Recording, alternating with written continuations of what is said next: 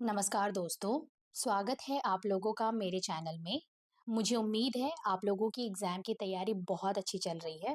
तो चलिए हम लोग आज की रीडिंग प्रैक्टिस शुरू करते हैं।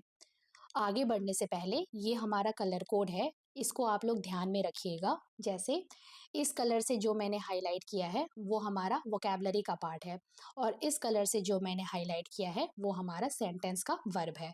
तो वोकैबुलरी के पार्ट में जो भी लगे कि आप लोगों को वो सब वोकैबुलरी नहीं आती है तो उसको आप लोग नोटबुक में नोट भी कर लीजिएगा, ठीक है। तो आज की स्टोरी है लर्निंग टुगेदर और ये है हमारा इसका पार्ट 4। इसके पहले पार्ट को ऑलरेडी मैंने डिस्कस किया हुआ है। अगर आप लोगों ने उसको नहीं देखा है तो प्लीज़ पहले उसको आप लोग देख लीजिए, उसके बाद इसको कंटिन्यू करिए।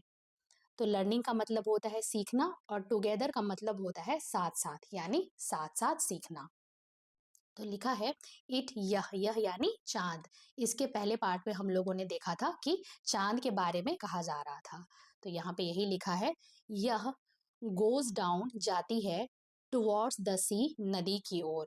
आई हैव सीन मैंने देखा है, आई यानी नदी। इट यह यानी चांद ऑलवेज हमेशा टेक्स लेती है द सेम वे वही रास्ता, और वो रास्ता क्या है? ओवर द माउंटेन्स पहाड़ों के ऊपर से, एंड और डाउन टू द सी समुद्र तक, लाइक मी जैसे मैं यानी नदी। इवन यहाँ तक कि लिटिल रामू छोटा रामू गोज जाता है to school school said Janvi Janvi कही। ये जो सेड है ये हमारा से वर्ब का पास्ट फॉर्म है। से का मतलब होता है कहना, और जब हम लोग इसको पास्ट के टाइम के लिए यूज करते हैं तब लिखते हैं सेड। अब आगे लिखा है पिटी बेचारा the school school is not by the sea, यानी समुद्र के रास्ते में नहीं है। सेड द रिवर नदी कही। ये जो सेड है अगेन ये हमारा से वर्ब का पास्ट फॉर्म है। से का मतलब होता है कहना, और जब हम लोग इसको पास्ट के टाइम के लिए यूज करते हैं तब लिखते हैं सेड। अब आगे लिखा है देन फिर आई मैं कुड टेक ले जा सकती हूँ यू तुम्हें अलोंग अपने साथ, यू नो तुम जानती हो, बट लेकिन आई मुझे सपोज लगता है आई कुड नॉट रियली मैं वाकई में ऐसा नहीं कर पाऊंगी। You would get your feet wet यानी तुम्हारे जो पैर हैं वो भीग जाएंगे। एंड और दैट यह वुड नेवर डू मतलब ठीक नहीं होगा। आई एम अफ्रेड मैं डरती हूँ। देयर इज यहाँ है ओनली वन थिंग सिर्फ एक चीज यू कैन डू तुम कर सकती हो। और ये बात कौन बोल रहा है? ये बात नदी बोल रही है जानवी से। अब यहाँ पे आगे लिखा है कैन आई डू क्या मैं कर सकती हूँ समथिंग कुछ। आस्क्ड जानवी जानवी पूछी। अगेन ये जो आस्क्ड है ये हमारा आस्क वर्ब का पास्ट फॉर्म है। आस्क का मतलब होता है पूछना, और जब हम लोग इसको पास्ट के टाइम के लिए यूज करते हैं तब लिखते हैं आस्क्ड। वेल खैर it is up to you यह तुम्हारे ऊपर है। सेड द रिवर नदी कही। अगेन ये जो सेड है ये हमारा से वर्ब का पास्ट फॉर्म है। सीम्स लगता है टू मी मुझे लिटिल गर्ल्स छोटी लड़कियां कैन डू कर सकती है as much as little boys जितना छोटे लड़के करते हैं। दे वे लोग स्विम तैर सकती है as fast as little boys जितना छोटे लड़के यानी छोटे बच्चे जितनी तेजी से तैरते हैं।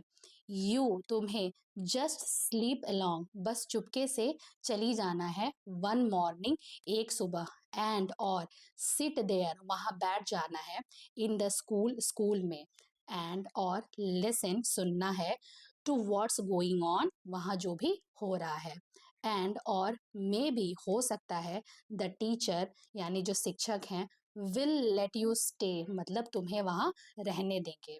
अब यहाँ पे आगे लिखा है आई कुड नॉट यानी मैं नहीं कर सकती हूँ।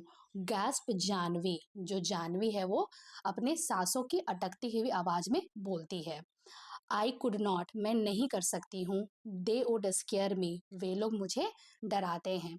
They would chase me out यानी वे लोग मुझे भगा देंगे। चेज का मतलब होता है भगाना। द रिवर जो नदी है लाफ्ट हंसी।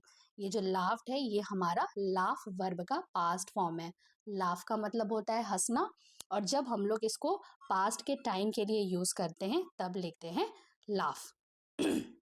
अब यहाँ पे लिखा है कि जो नदी है वो हंसी अब वो बोलती है, यू तुम स्केर्ड डरती हो, द रिवर सेड नदी कहती है, यानी ये नदी कही। ये जो सेड है ये हमारा से वर्ब का पास्ट फॉर्म है। से का मतलब होता है कहना, और जब हम लोग इसको पास्ट के टाइम के लिए यूज करते हैं तब लिखते हैं सेड।